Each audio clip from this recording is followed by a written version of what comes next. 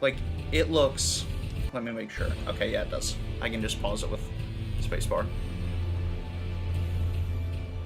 Man, this game is just good. I'm so happy.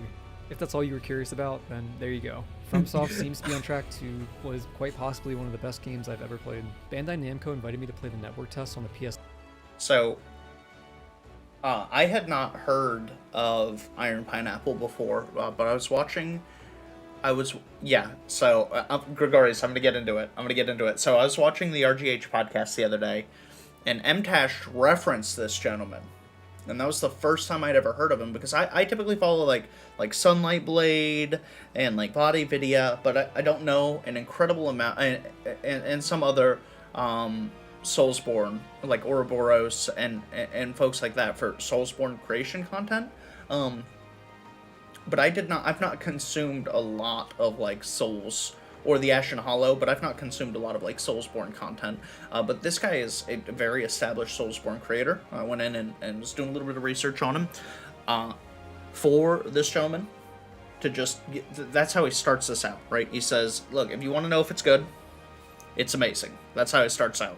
PS5 a few days early alongside some other people, and I'm glad they did because I wouldn't have had enough time to do everything if I'd played during the open network test a couple days from now. If you yourself got into that test, try to play for as many of the time slots as you can because you're seriously going to need it. I'd say there's a solid 8 hours of content if you're trying to do absolutely everything. Elden Ring truly feels like the culmination of every past FromSoft game since Demon Souls, and they managed to make it all fit within the framework of an open world setting. Something that, quite frankly, I'm still shocked they pulled off. If you're looking at this game and thinking that's just Dark Souls 3 Part 2, trust me when I say that it's much more than that. So in this video, I'm going to go over everything. So, I have a buddy, Rathagen, and he hosts the Loot Drop podcast with me, and that was his opinion, 100%. I'm going to end up sharing this video with him so that he can take a look at it, but he looked at it and immediately dismissed it and went, that's Dark Souls 3 again. Like, thank you, but no thank you. I'm not super interested in that.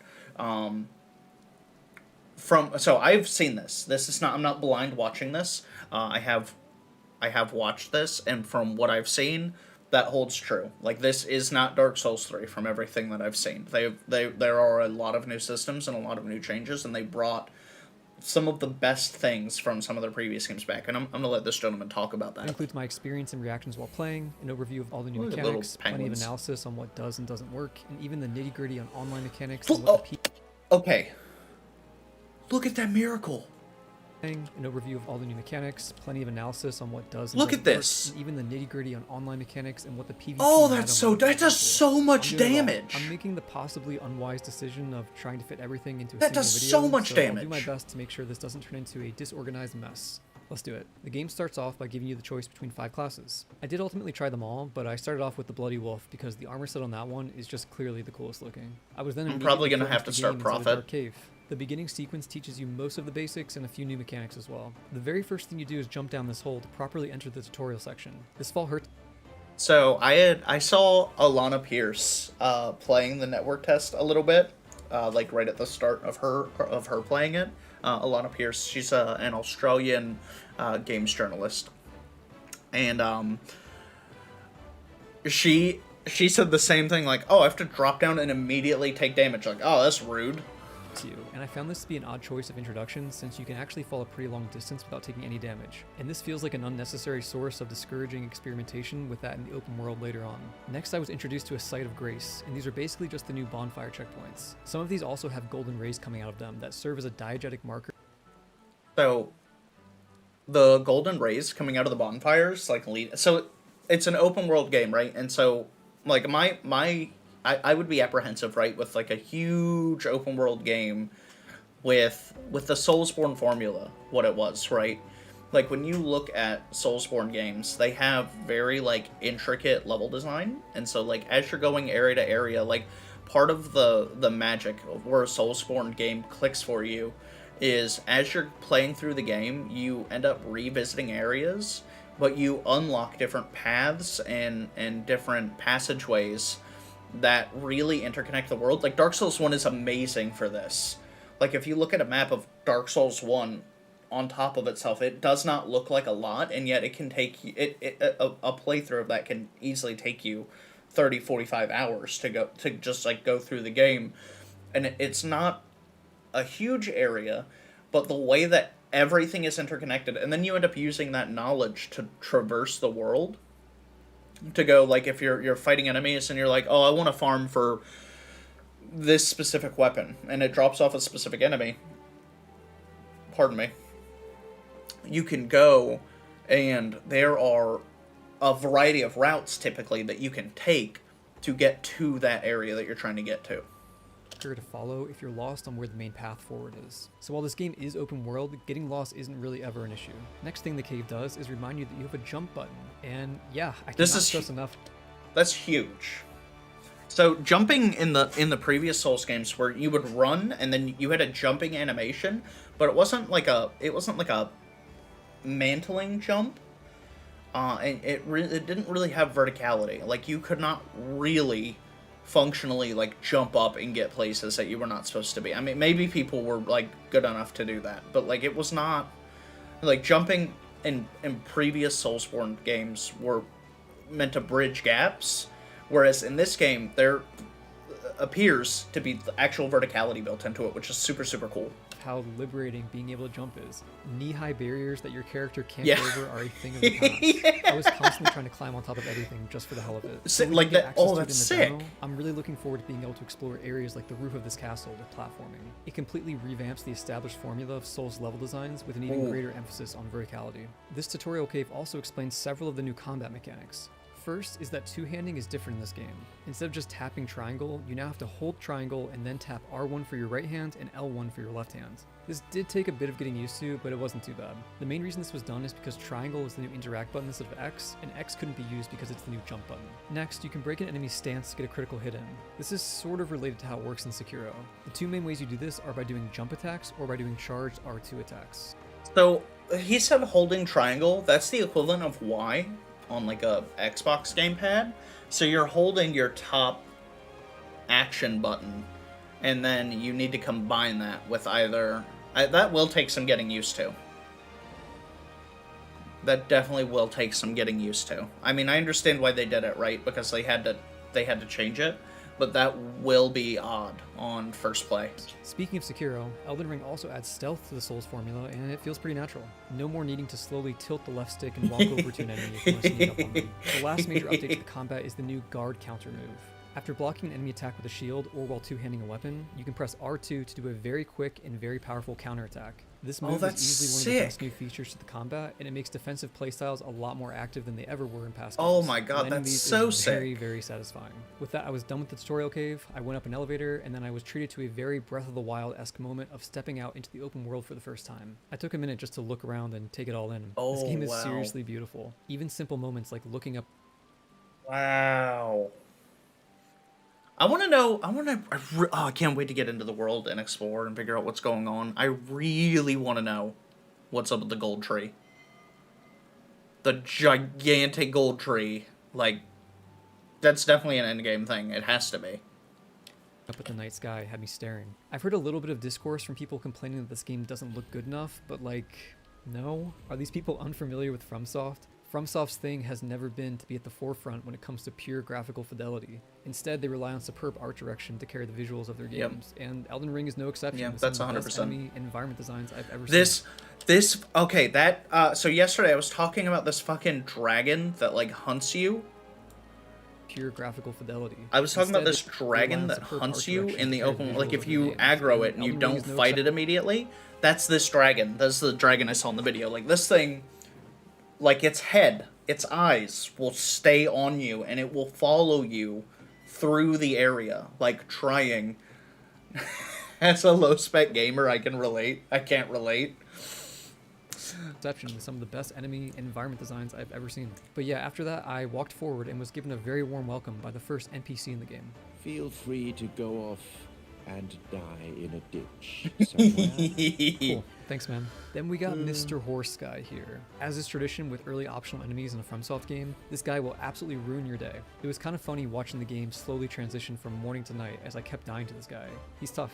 He also does a surprisingly good job of keeping up with you if you try to run away and use the terrain or nearby structures to your advantage. Like sure, you can take the high ground, but there's a solid chance he'll just jump up after you. There's also this incredible moment where if you run to the nearby chapel, he'll actually just destroy parts of it as he tries to get to you. This really caught me off guard and was just wow. Other big enemies in the overworld have similar interactions with the environment, like how this dragon will knock over trees during the fight. These are small details, but they really go a long way in making these fights feel more grand and dynamic. Ultimately though, despite the best efforts of his pathfinding, you can still use the terrain in the church nearby to fight this guy. I expect this to be true for most of the overworld bosses and mini-bosses, classic Dark this is sort of Souls a natural cheese. consequence of any open world game with range attacks, especially one that lets you jump. In fact, this sort of gameplay with cheesing big enemies outside of boss arenas 100%. has been present in every I Souls always game. killed So this I would enemy look at it there as in more Dark of a Souls 3. I problem-solving always lightning opportunity than a spirit. proper boss fight. But yeah, killing this guy rewarded me with my first Ash of War, which is a really cool new system. You can find a Holy bunch of these crap. as you explore, but basically the first thing you need to know is that weapon arts from Dark Oh, Souls 3 Okay, he's throwing wind.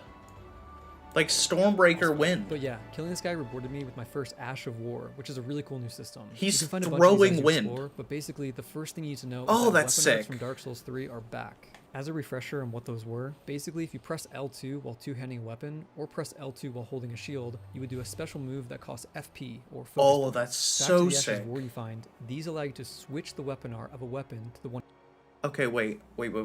I do...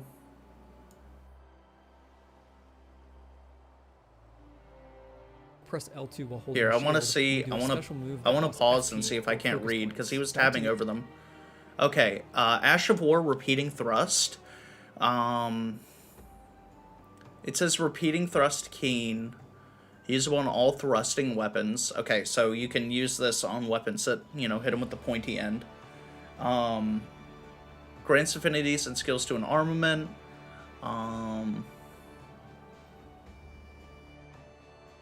It doesn't look like there is a stat requirement on this.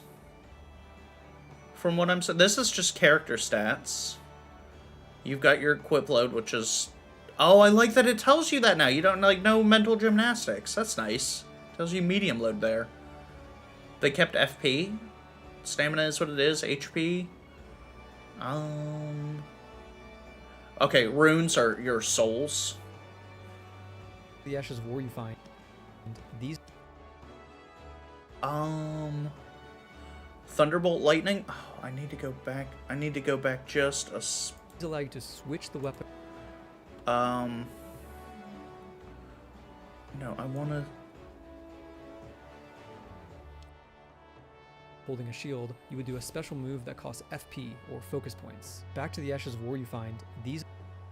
Oh, I want to know what that one is. Whatever. Okay, Thunderbolt Like- lightning. Glint sword arch.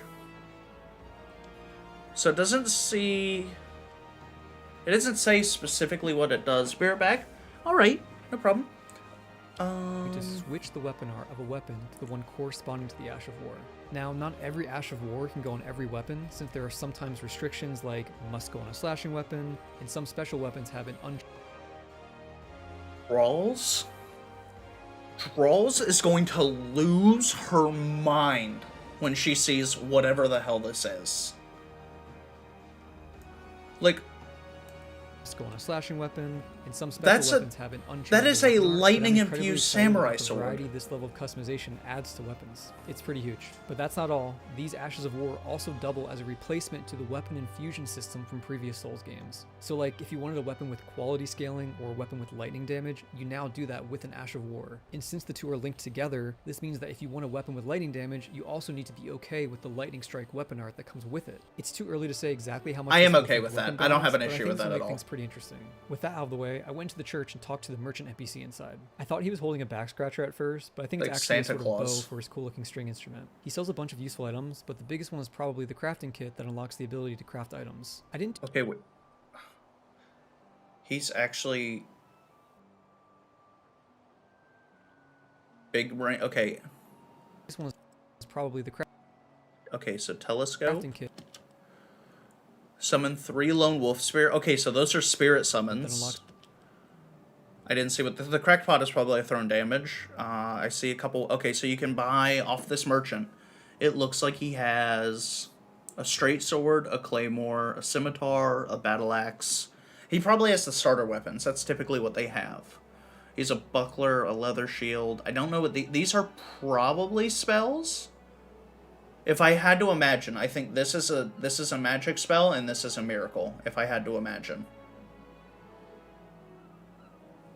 The ability to craft items. I didn't do too much crafting, but it's kind of a neat system that encourages you to collect stuff like berries or animal bones as you're out exploring and turn them into items like arrows or a number of consumable buffs. I know some people get nervous when they hear the word crafting within the context of an open world game. That's sick! So you can actually just system that mainly you can just make your fire bombs now. Items you'd usually buy from shops. After the you church, just make your fire along bombs and followed a path through some trees nearby. Raid Shadow Legends Okay. Dungeons. Alright, Raid. Alright, Raid Shadow Legends. The dungeons in By the way, you have infinite stamina whenever you're outside of combat, which is very, very appreciated, and needs to be the standard for basically any open world game with a stamina system. Ooh. I'm looking at you, Dragon's Dogma. I haven't forgotten. Anyway, No continue stamina along the use path when you're until out I of found combat. another That's site of amazing. grace. But this one is special because it triggers the cutscene where you meet Melina, who is the maiden of this game. She gives you a whistle that allows you to call your spectral steed Torrent whenever you want, as well as giving you the ability to level up. And can I just say, finally, thank you, FromSoft. FromSoft, you got it right in Dark Souls 1 with being able to level up at any bonfire. Dark Souls 2, Bloodborne, and Dark Souls 3. I think that... Okay.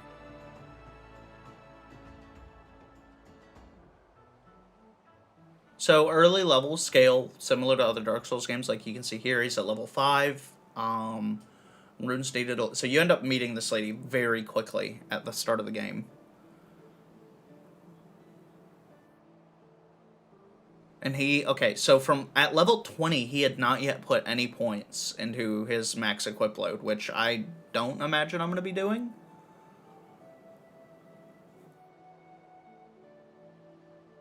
Body. Immunity, robustness, focus, and depth. Okay, focus is probably going to be your FP meter. Immunity is your resistances to poison. I don't know if they'll have bleed in this game. They've had bleed in literally every other game, so it'll probably be in this. I don't know what robustness is, and death. I mean, that's just that's an odd stat. I don't know what death is. They all have great hub areas, but man, sitting through 2 loading screens every time I wanted to level up definitely got old. Speaking of stats, all of them should be pretty familiar to you if you played any of the Souls games, with Dark Souls 3 being the closest, but I want to point out a couple notable changes. First, don't make the mistake of thinking that Arcane is the magic stat, since it's basically just like the luck stat from earlier games. That's a say good that it can stat. affect specific spells. You do want a However, little I bit of expect these to be discovery pretty for rare, and I didn't see any rare during the farmed test that were items. Arcane based. And second, equipment burden is now tied to strength. So Which if you I wanna wear heavy love. Armor, you gotta put points in the strength. Oh, I Actually, love this is a that. pretty interesting change and definitely affects the balance between strength versus dexterity builds. I'm curious to see how that's going to develop in the full release. So yeah, we got our horse, and the entire map is open at this point. There is still a main path along this route, but it would be a mistake to beeline it for that before exploring and leveling up more. Here's the map for context, and as you can see, there's quite a bit to explore outside of the main path. So from here, I pretty much just explored for a while. There are camps, dungeons, caves, and overworld events scattered around the entire map. Let's start with this enemy camp nearby. Areas like this are where the new stealth system is the most useful and most fun to play around with. You can sneak around picking off guards one by one, and if you're spotted by a guy with a horn, he'll blow it and alert literally the entire camp. So prepare yourself for It's some like an 1v15 Ubi. What support. is that? This man. Okay, they really. So that item has existed in other games. The item that he's using, it's like a dragon head that like roars flame, but this looks sick compared to those other games. Situations. On the topic of stealth, the new sleep arrows this game adds are seriously too good. At first I was like, why should I even bother with sleep arrows when I could just backstab an enemy? But that was before I learned of their true power. First of all, the duration is just nutty. I think it's a solid 45 to 60 seconds. Second, you can do maneuvers like this where you sleep multiple enemies at once. Third, it's not just for stealth and you can use it during combat. And fourth, you can even use them on big enemies like giants. Oh my They'll fall asleep just instantly from just like a trank single darted. arrow. So yeah, do not ignore these things. They're gonna Get be really trank good in the full darted. game. Now it's time for the horse gameplay overview, and let me just say that I love this little guy. And what can only be described as a truly genius move on FromSoft's part, I love the that horse it's like can a billy double goat. jump. I kind of love this. When I watched the Elden Ring gameplay reveal back You in just June, this was Skyrim climb with it. unironically That's my favorite feature fantastic. that they showed off. It's just so fun. Every time I came across a new building or some weird rock formation, you better believe I was jumping all the way to the top. Was there ever anything there? No. Does it matter? No. If you can't understand the primal urge and subsequent satisfaction that comes from double jumping Was there anything ever up there? No.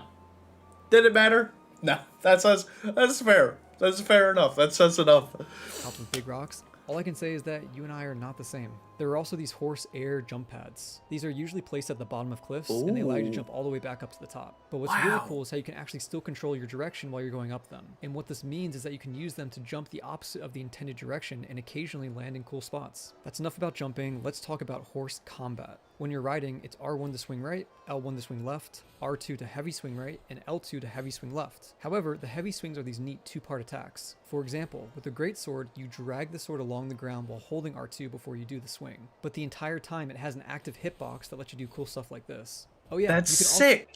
He just... Okay, I missed that earlier.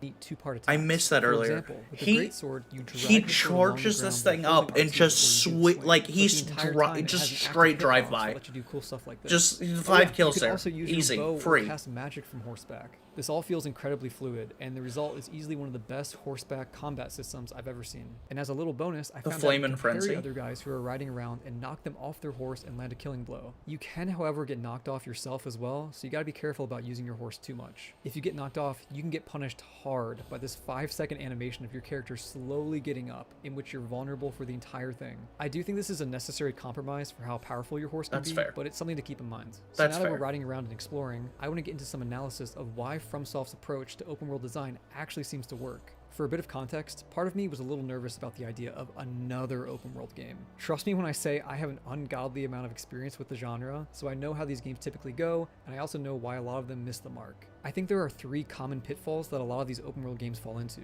1, the worlds often Ooh, have a lot of empty space. that's a whole The armor draw for set a in lot that of these chest, games so is their those size, are going to but be it's worth usually going impossible after. to fill them up with stuff to care about, so the result is a lot of dead or empty space with nothing of interest in it. 2, what is in these open worlds is frequently pretty samey. Like, cool, I can clear all 50 outposts, but most of these encounters aren't meaningfully distinct and will blend together in your mind. And third, the reward from these encounters and exploring either isn't meaningful, or if it is meaningful, there probably isn't much variety to it. An example of meaningful but with little variety would be the spirit orbs in Breath of the Wild. Surprises are fun, and it's a lot less fun when you know exactly what you'll get from doing something. Now granted, I've only seen a small portion of the entire game, but I think Elden Ring avoids all of these problems. Its world is filled to the brim with handcrafted encounters, and the rewards for all of them was something new. Oh, and that's gonna worthwhile. be I actually so missed quite a sick. bit on my first run through the demo because I was so used to the mentality of avoiding areas that I thought would just Weird be empty. jellyfish. But no, Weird every little time jelly there's something to bros. find.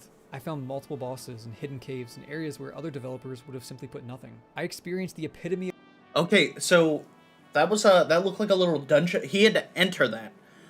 So I guess around the map they have these little like dungeons or things that you can enter. He had an interact button. He had to enter. Here, let me.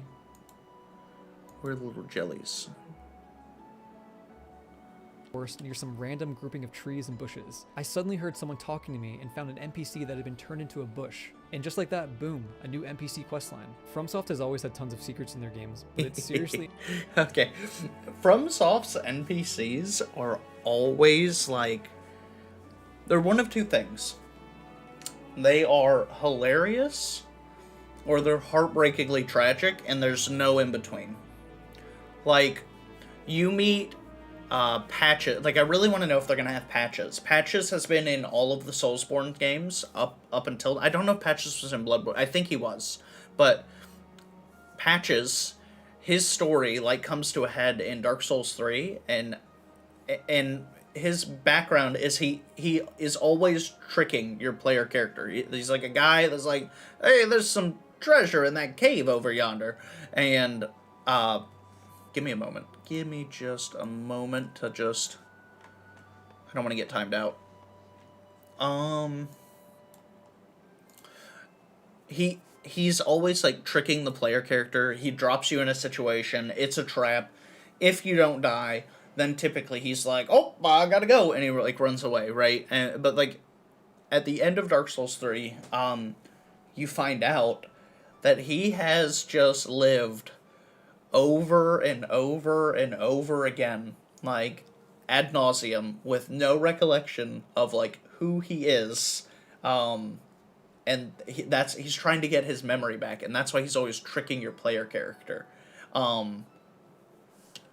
So I really want to see them bring some, like, fun, like, well-rounded character design. I don't know, I'm sure they've been working on this for years.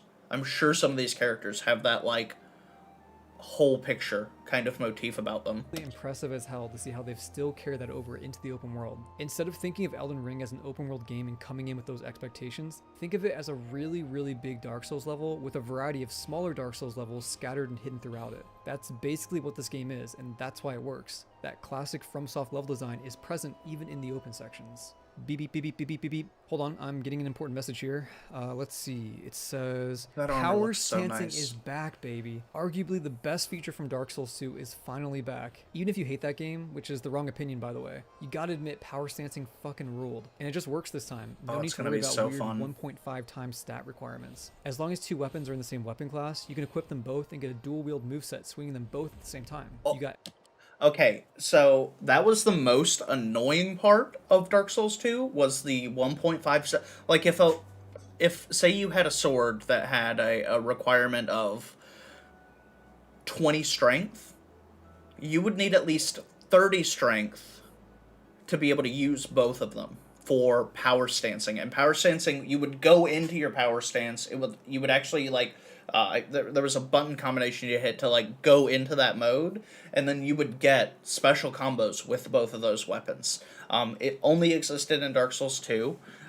They had some other kind of similar stuff in Dark Souls 3, but not really. Not like true power stancing like they had in Dark Souls 2. L1 combos, running attacks, rolling attacks, and even jumping attacks for every weapon class. Shout out to the double lance, which I'm already predicting is going to be extremely toxic in PvP. That's going to wreck people. That combat has really been elevated this time around, there's more that FromSoft added. This time, R1 attack chains now have 4 to 6 distinct animations for each weapon, one-handed and two-handed. For context, in Dark Souls 3, chaining R1 attacks together would just swap between two animations. It was just left and right. Left, right, etc. In Elden Ring, that same sword has a 5-hit chain. Slower weapons like a greatsword have a 4-hit chain, and faster weapons like a dagger have a 6-hit chain. Given that this is the move most people are going to rely on for the entire game, especially when dealing with bosses, it's really cool how we have this extra variety and visual flair now. They still added more though. This game has 2 different running attacks for each weapon depending on if you press R1 or R2 while sprinting. Dark Souls 3 kind of had this, since pressing R2 while sprinting was also a different attack, but it's the exact same attack as doing a standing jumping attack, so it doesn't really count. We also have 2 different types of jump attacks, lighter horizontal jump attacks and stronger vertical jump attacks. I mentioned this earlier, but the stronger ones are especially good at breaking an enemy's stance. So all of this combined with the new guard counters and posture system creates a really big step in the evolution of combat since Dark Souls 3.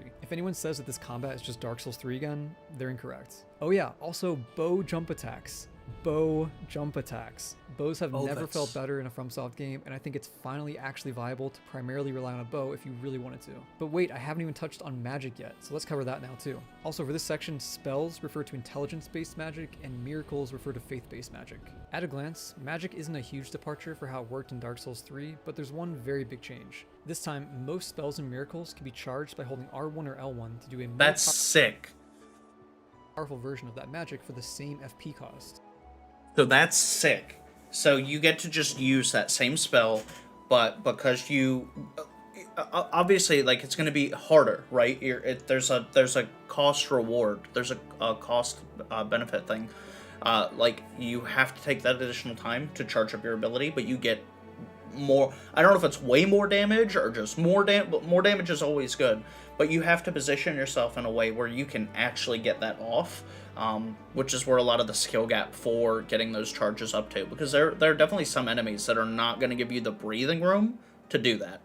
Some spells also have a sort of combo system to them where you can do multiple casts in a row to fire them off more quickly. Just look at some of these, they're so good. Special shout out to this Claw Miracle. It's absurdly good and works really well. That looks so sick. Charging up is also very satisfying. If you're playing in the network test yourself, take my advice and roll a faith build. All the miracles you'll get are so much more powerful than their intelligence counterparts. Hopefully this is representative for the rest of the game with more offensive faith options than ever. I think this game will very likely have some of the strongest and most fun magic. What is that? Game. One more thing to cover that's related to magic is the new summoning system. Whenever you're near a rebirth monument, you can summon. That's the 3 dog. That was the 3 dogs item we saw. Spot though, so you mainly have to rely on noticing this icon on the side of your screen to know when you're allowed to summon. These are usually placed near big groups of enemies so that you can summon spirits for the primary purpose of helping split aggro. Also, fun fact, you can use the heal miracle to heal your spirits. If you've ever wanted to play the PvE support class, that's kind of an option in certain areas now. Now, in no particular order, I'm going to list off a bunch of moments that made me go, hey, that's pretty neat. With FanDuel Sportsbook, you can make every tip feel like a buzzer beater.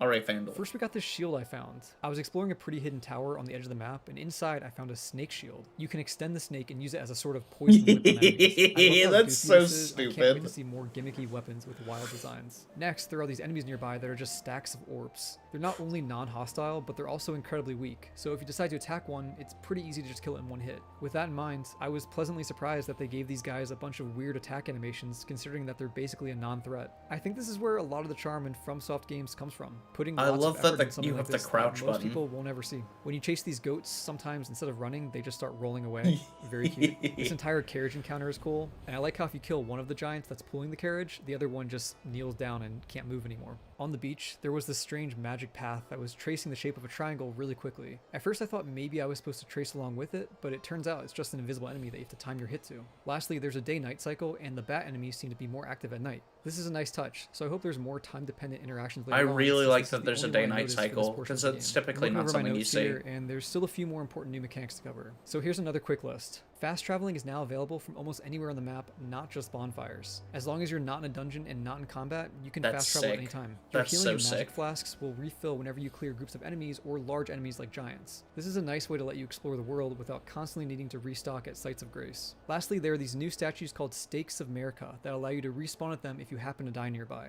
These are pretty much always near boss Oh. rooms if a site of grace isn't already nearby, and the implementation of this mechanic cuts down substantially on the old run back to the boss after dying that the Soul series is known for. I personally really like this change, and it makes retrying tough sections a lot less frustrating. Before I get into the discussion of the online co-op, That's and PvP, fantastic. I want to summarize the rest of the demo for when I got back on the main path after exploring the open world portion. I worked my way up this windy mountain pass and into a tunnel. This tunnel led to the main boss of the demo, Margit. And oh my god, this guy is rough. He has so many different attacks to learn, and the windows for when you can even hit him are very slim. Fighting him solo is a serious challenge, and I was stuck on him for a while. Even when I did finally beat him, it was in a double KO situation, which fortunately did still count. I'm genuinely curious if this is going to be one of the first main bosses in the full game, because I can already see a lot of people struggling. After the fight, I finally had access to the castle. We got giant birds with knives strapped to their feet alongside giant horrifying arm monsters. And just as I was really getting into it, I reached this ladder to the next section and got a message saying that it was the end of the demo. I had actually almost forgotten that this wasn't the full game, and I'm disappointed I didn't get to do more castle platforming, but oh well. I can wait 3 months, most likely. Probably. And with all that covered, I'm going to spend the next few minutes going over everything related to the online in this game. If you're watching this video, it's probably safe to assume you're familiar with how it works in Souls games. Fight but just in clubs case, were always basically, really you can fun in summon other Dark Souls players into 3. your world to help you kill bosses, while other players invade your world and try to kill you. Both of these features have returned in Elden Ring. Finally, after what has been 6 years since Dark Souls 3, we're going to have a FromSoft game with an online community again. It feels good. There's a lot of changes and additions this time around though. First off, to even see summon signs as a host, you need to use a consumable finger remedy item. This isn't too bad since you can craft these yourself pretty easily, but it's something to keep in mind. Now for probably the most controversial change, solo players are no longer able to be invaded by default. If you summon a co-op partner, you open yourself up to PvP, but you won't get invaded if you don't. This change honestly makes sense, but I already see a lot of people being disappointed by it. One of the main reasons I think this was done is because your horse is disabled during online for both co-op and PvP. It would have been a pretty awful experience if you were constantly being thrown off your horse because of invasions. However, you can still get invaded as a solo player if you use this tongue item, which is basically the equivalent of the dried finger from previous games. Okay. Unfortunately, and I really hope they change this, you can only use this item to lure in invaders after using the consumable finger remedy item as well. What this means is that effectively you need to pay in order to make the game harder for yourself. And naturally, this is going to lead to very few solo players bothering with this feature. I think at the very least, using the dried finger item should be free. If not, expect to pretty much exclusively invade people doing co-op. But yeah, let's talk a bit more about co-op. I'm really impressed and excited about how there are almost no boundaries with where you can go during co-op, and the whole experience is pretty seamless. Basically, you can go anywhere in the overworld, at least in the portion we had available during the network test, in a single online session. There weren't fog walls blocking us off, and what's even better is that this same freedom extends to the mini dungeons you can find. So for example, you can get summoned in the overworld, explore around with your partner, find a dungeon, and then run through that dungeon to fight the boss at the end, all without any interruptions. It just works. I had so much fun. So that in and of itself, that is a gigantic change, because so I've played through a lot of the Soulsborne games with my friend Charles and with some other folks, and like as you're going through like in Dark Souls 3, there you have a time limit when you're summoned in, and like when your character will start out like this really bright white or bright gold if you're a Sumbro. I'm always Sunlight Covenant, but you start out like bright white or bright gold, and over time you will dim. Like, your character model will dim until it's basically, like, black. And then at that point, the game will, like, kick you out.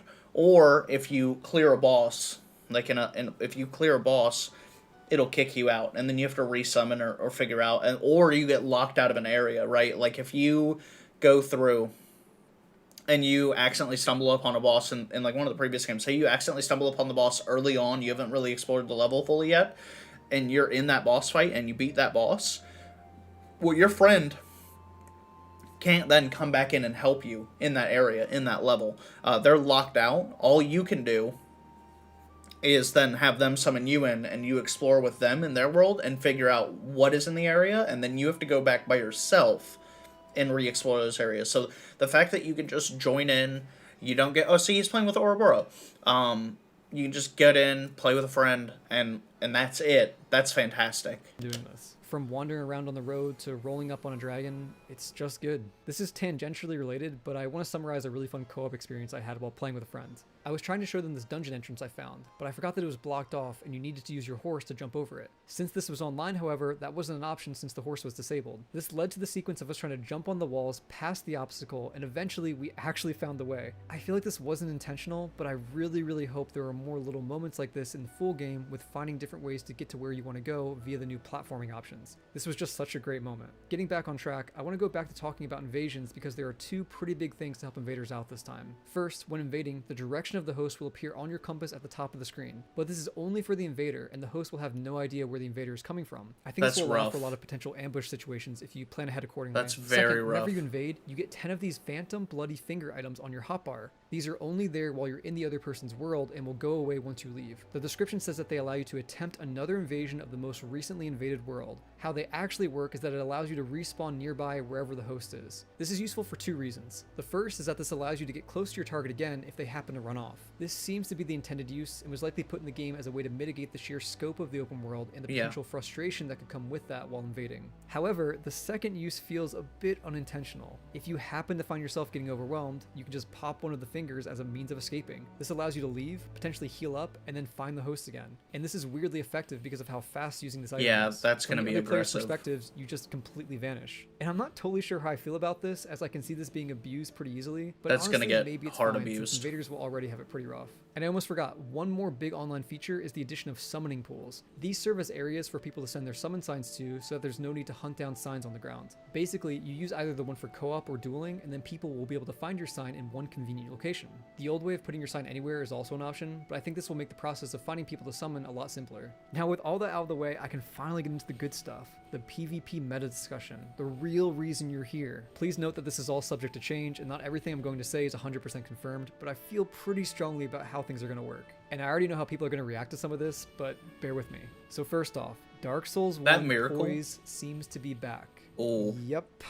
Now I know That's half great. of you are excited, half of you are panicking, and half of you have no clue what I just said, but just relax. Let's start Poise by answering is the so question of good. what even is poise. Poise is is a so stat you good. could raise by wearing heavy armor, and it allowed you to tank hits from attacks without getting staggered. The reason I mentioned Dark Souls 1 specifically is because in that game, you could tank a hit even if you weren't swinging a weapon, and this meant you could essentially just walk through certain attacks. The result of this is that a lot of people would walk through an attack and get a free backstab, and PvP was kind of a mess. All of this appears to be the same in Elden Ring, with the important note that backstabs are a lot closer to how they were in Dark Souls 3 instead of Dark Souls 1, so you actually can't get a guaranteed backstab from walking through an attack. We confirmed this with testing. Now I want to note that maybe this will work for certain weapons, but at the moment, I don't think you need to worry about people walking through attacks for free backstabs. That's good. All in all, I like how this will let us trade hits with certain weapons, and it seems to be pretty functional this time. Okay, next big thing. Guaranteed combos don't seem to be a thing. What I mean is that in past games, usually landing an R1 attack guaranteed at least another R1 to land due to the hit stun inflicted by the first. But no, it's not a thing in Elden Ring PvP. Even with a fast weapon like a katana, we could only get one hit at a time. I definitely need to play around more to form an opinion on how balanced this is, but it does seem like maybe high damage weapons That does so much damage. There's oh one my more gosh, big thing the I wanna lightning talk about katana. in terms of PvP meta shenanigans. The kick move. FromSoft actually removed the kick from the base moveset of your character in Elden Ring. As a reminder, the way kicks worked in Dark Souls 1 and 3 is that you tap forward on the control stick while pressing R1. This was a semi-decent option for breaking the guard of someone blocking. While they removed it from the base moveset, a super version of it is still in the game via the bare-handed moveset. The game doesn't tell you this, but it turns busted. out the L2 weapon art on your bare fist is this super kick move. And this thing is so strong that it can actually break the guard of a person with full stamina depending on the shield they're using. Once their guard breaks, you have enough time to switch to another weapon and land a critical hit. I can see this being used pretty extensively against anyone using a shield, and I anticipate a lot That's of going to new be players so getting much caught on this damage. early on. Definitely something to keep in mind. That will catch but yeah, people. I had a lot of fun just You have to messing be around careful with trying PvP to in just general. poison. Fight clubs are Oh, once that's again Wrath of the possible, Gods. And let me just say that it's a really strange but good feeling watching a fight on a random hillside in a big open world game. It's just kind of a cool vibe, you know? It's still too early to say for sure how good it will be in the long term, but at the moment, I'm actually pretty hopeful for the PvP scene in this game. Within the community, I think it's pretty evenly split on what people's favorite FromSoft game is. There never seems to be one that's overwhelmingly the majority. That Twin favorite. Blade is going to be so There's a very fun. good chance that's going to change once Elden Ring releases in a few months. This feels like the culmination of all the games FromSoft has ever made, and I think it's the game they've always wanted to make but never had the proper resources or time to until now. In case you couldn't tell, I really liked my time with the network test, and I seriously can't wait until I have the full game. It's not often that a super high-profile game lives up to the hype, but fuck, I think Elden Ring just might.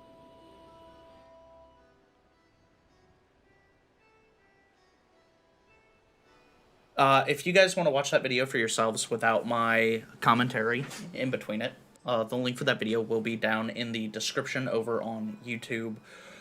Oh my gracious.